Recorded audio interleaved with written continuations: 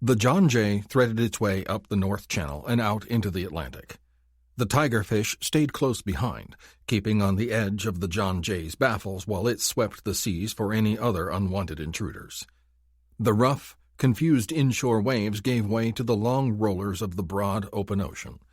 Life on the two submarines rapidly returned to the normal underway routine. The John Jay was not scheduled to go on alert until noon, so Darren Walsh gave his crew a few hours of uninterrupted rest.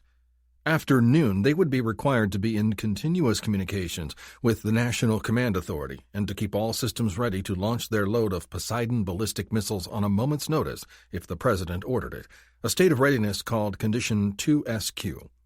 They would need to stay in Condition 2SQ for every single minute until their patrol ended some 70 days from now.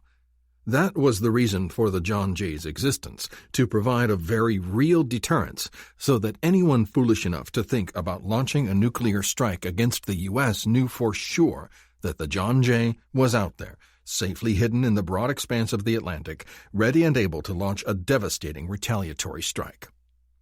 Stan Wilkins, the XO, called for a department head planning meeting in the wardroom for 0900.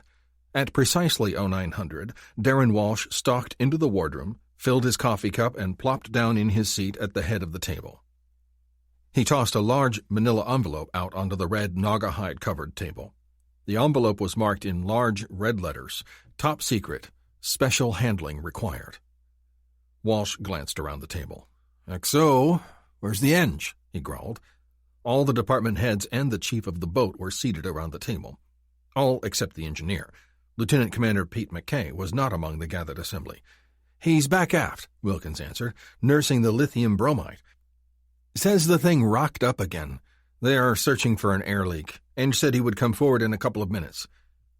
Almost as if on cue, the door burst open, and Pete McKay charged through. A big guy, and slightly overweight, McKay seemed to charge headlong into everything.